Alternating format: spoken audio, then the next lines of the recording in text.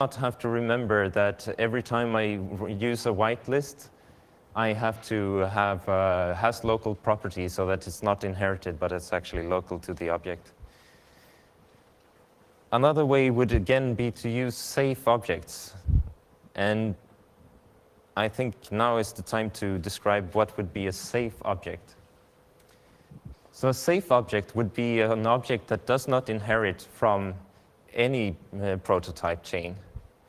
And that can actually be achieved in this, most browsers by setting the proto property to null. So this object would actually not inherit from anything, and therefore it cannot be. Yes? The same language change which Firefox is using to make sure that setters don't, prior to doing object initialization, it's going to mean this doesn't have the effect that you think it does. Aha. Although you can, of course, set don't want to store footer, don't want to store afterwards. So you might want to check this. Okay. Okay, good. Good to know. Thanks.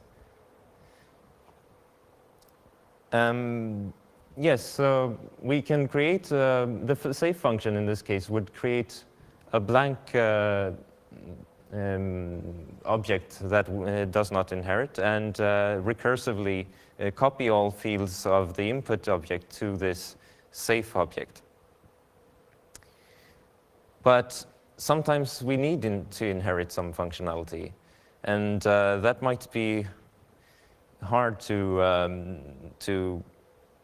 yeah, that's a limitation of the save function at the moment.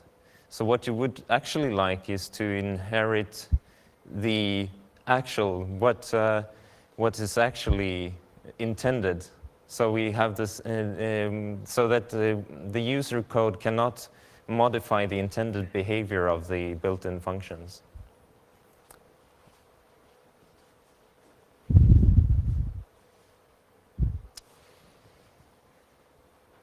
We've also been discussing non-declarative versus declarative policies, where, and this was suggested to us by Sergio Maffei, so where an object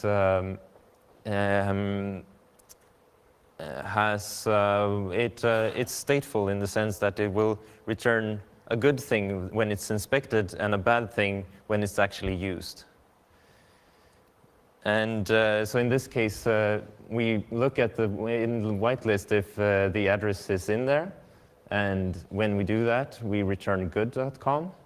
But when it's actually assigned, then we have reassigned the toString method to mean something different.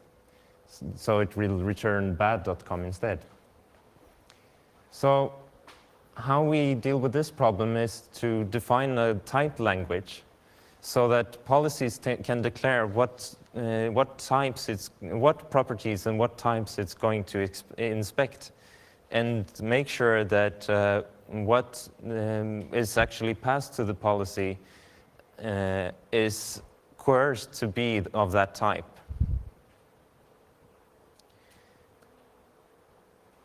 So it will work something like this. So we have some input, which contains 3 fields, X, Y, and Z. And the policy has said that we're going to inspect X and Y.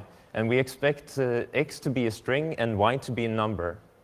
But in the actual input, we have Y that is an object of some kind, something that could be stateful and could prevent the policy from working correctly. So what we do is we copy this object and coerce the Y to be 0. And then the policy will work on it and possibly change the value of Y or do some modification. But that modification, of course, needs to be passed to the built-in. So then we merge the two, assigning the Y to the actual, to what the policy is outputting, and then passing it to the built-in.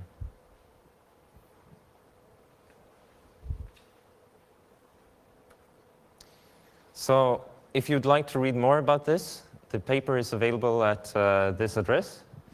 And of course, we are here available for questions, and we'd be happy to answer. So thank you for your time.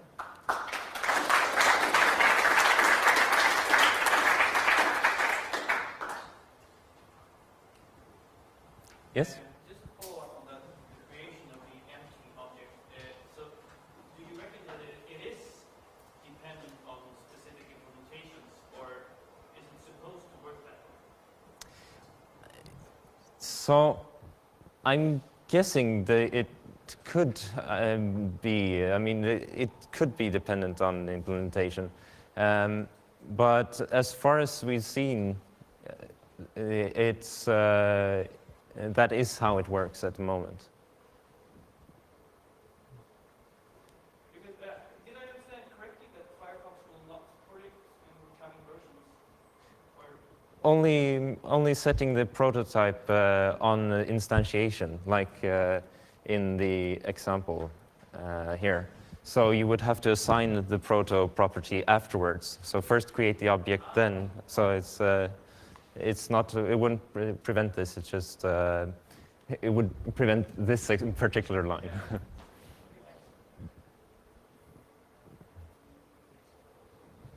Yes.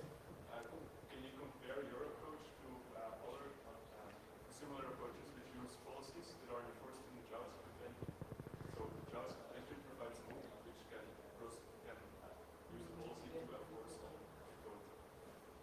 For instance, one advantage they have is even with aliases, they only protect the alert code, and they automatically protect all approaches to that. Yes.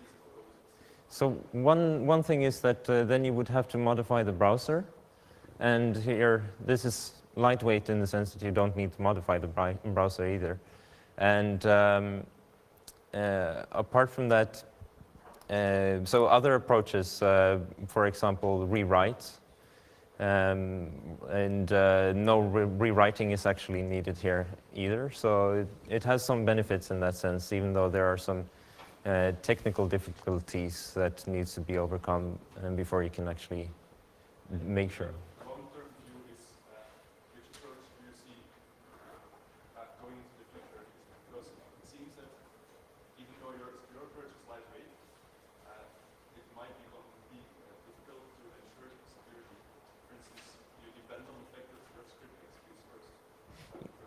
Yes. Is that something you can maintain in the future? Or? Yeah, so that's a good question because I mean the browser will change. So even if it holds for the moment, it might not hold in the next version, right?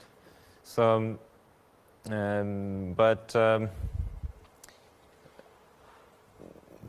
but you could also see it as if this is well received, then you might want to. Then browser vendors would actually maybe want to support this. So make it easier to create these wrapping libraries that can. So it can go either way, I guess. Yes? Are you concerned about, so are you trying to make it so that the wrapped code cannot detect that is being protected, or you're not concerned about discovering that you're in the sandbox? No, we're not concerned about that. Since the wrapped code wouldn't be or shouldn't be able to break out of the sandbox, then it doesn't really matter that it knows that it's being sandboxed.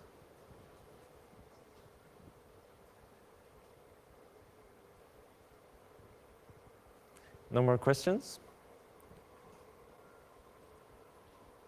Okay, thank you.